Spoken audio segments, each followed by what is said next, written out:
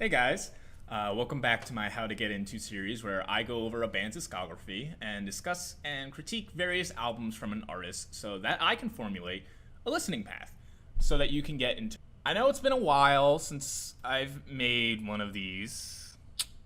School and life, can get so hectic and these take quite some time. So if you enjoy the content, please make sure to drop a like. Drop a subscribe, drop a comment on which band or artist you want me to do next. I really want to start prioritizing these more. So this time we are going to take a look at Copeland, a band originally formed in 2001 in Lakeland, Florida. One of the few good things to come out of Florida, at least. Copeland's music can be best described as alternative rock, indie rock, emo, and experimental. They are known heavily for their atmospheric qualities, their intricate use of layering, and especially known for Erin Marsh's very unique vocal style. She has this very angelic, airy vocal style that kind of creates a sense of holiness or even like spirituality within their music. It's very interesting. Because of these qualities, many mistake this band for a Catholic or religious-oriented musical group, of which the lead singer went on to say, nah. That's a direct quote, by the way. This band is one of my personal favorites, if not my favorite band, period. So I'm incredibly excited to talk about each of their albums and maybe give you the reasons why I love this band so much, and, maybe you can love them too. So their first studio album, Beneath the Medicine Tree, was released in 2003. This album, lyrically, apt to the title, features heavy references to medicine and health, because at least going off of what Erin Marsh describes, was due to his girlfriend being hospitalized and his grandmother passing away during the time of writing this album. This debut is absolutely fantastic. The album is incredibly dense with intricate moving layers and filled to the brim with indescribable passion and emotion behind it. You feel moves while listening to this album. The choruses on nearly every track are soaring. The drum tracks are complex and precise, yet never overwhelming in the mix. This album really begins to define that Copeland sound. This album, I would say, is their most emo pop-punk kind of work. You can tell they were inspired by similar early 2000s pop-punk groups, yet they turned the genre on its head in such a graceful way. What's so brilliant about this album and this band in general is the fact that they work with atmosphere and layering in such a beautiful way. One second they will have every possible instrument with every possible sound and timbre, and then the next they'll take it all away and leave just piano or vocals, and it just leaves you breathless. My only gripe with this album is that you can somewhat tell some of the inexperience the group has at this time. They can sometimes fall into some of those early 2000s pop-punk emo tropes that can leave some songs feeling kind of predictable. Additionally, sometimes the intricate layering the group does can sometimes harm the experience. Sometimes the immense instrumentation can leave the mix kind of muddy. However, despite these minor downsides, this album is a fantastic start to any discography, at least in my opinion. My favorite tracks on this album are Brightest, Take Care, and Coffee. Their next album, In Motion, was released in 2005. This album is where Copeland really begins to experiment more than they already were. There's a heavy use of unconventional timbres and instrumentation to create some very interesting soundscapes throughout this album. The bass tone especially is one of note, with purposefully instilling a heavy distortion on it to create this sense of abrasiveness. Abrasiveness is a common trend on this album, and it sometimes can be a pitfall of this album for me. This album is a lot groovier, but the band sometimes loses out on the magical atmosphere and angelic qualities of their first album. Honestly, this album for me is almost just kind of a worse version of their debut. Despite this, there's still plenty of redeeming qualities within this record. The classic Copeland harmonies with beautiful soaring vocal work from frontman Erin Marsh. The pacing of this album is actually also quite pleasant, as well as the ordering of the tracks. The album feels like a cohesive unit, more cohesive than their debut, which is always a nice feeling to have in an album. My favorite songs off this album are Pin Your Wings, Kite, and You Have My Attention. The next album that Copeland released was Eat, Sleep, Repeat in 2006. This album's honestly incredibly experimental. A lot of the production techniques employed in this album are quite an impetus for transition from their original punk emo roots into a more dream pop atmospheric kind of sound. This album is incredibly eerie. The atmosphere is dense, and sonically this album feels almost dreamlike. The glitchy electronic drums in the opening song Where's My Head sets a common theme throughout the album.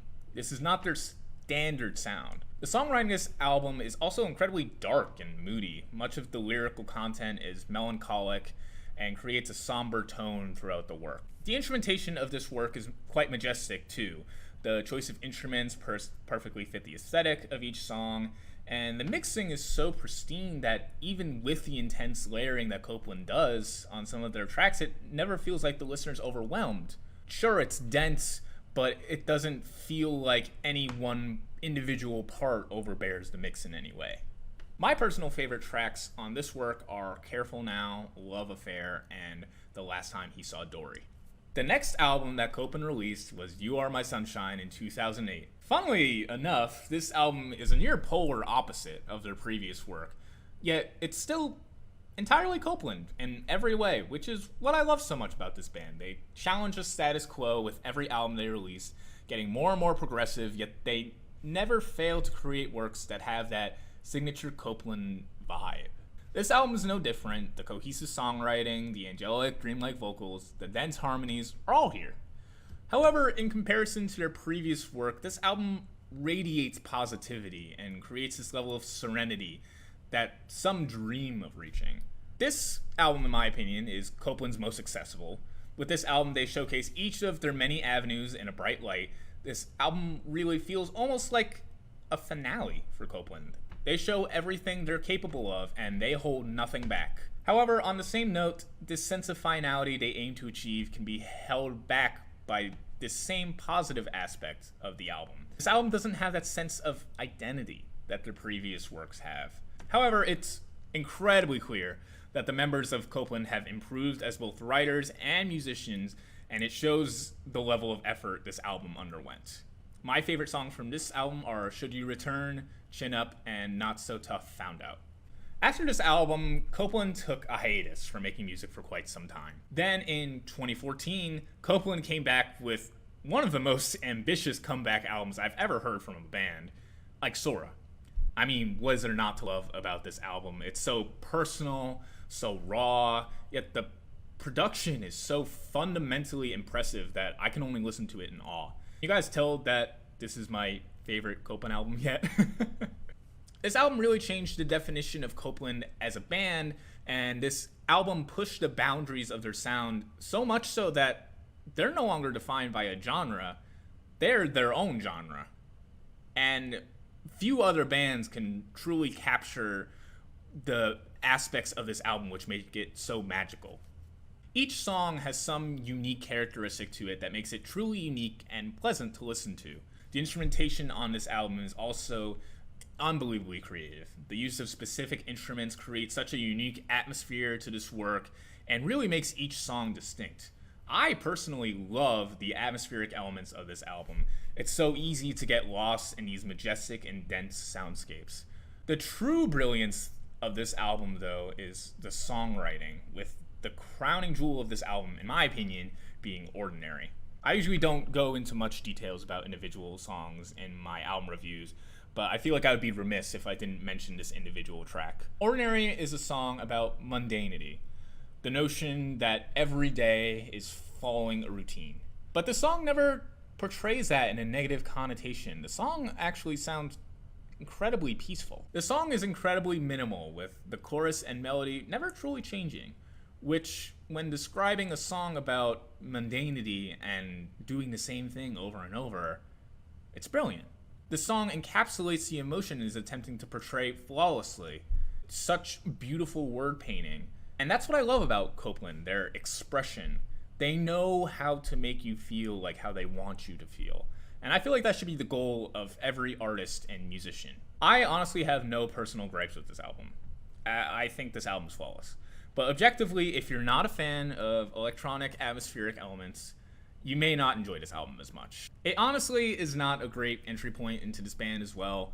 Objectively, it's not very accessible. But if you give it a chance, it definitely could be more of a grower if you're not usually into those more electronic atmospheric elements. My favorite songs on this album are Disjointed, Ordinary, and Chiromancer. I should also mention that they released a sort of B-side project with this album. It's called Ixora Twin, where they reimagined the songs in this album to create them in a new kind of way. I'm not personally a huge fan of this project. I prefer the original, but it's certainly worth a listen. In 2019, Copeland released another project titled Blushing.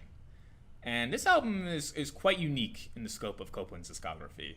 It is somewhat of a concept album, for lack of better words, with each song's motif or theme revolving around dreaming and the concept of sleep. For a band that is trying to get more experimental and atmospheric for their sound, I mean, it's a perfect concept for an album.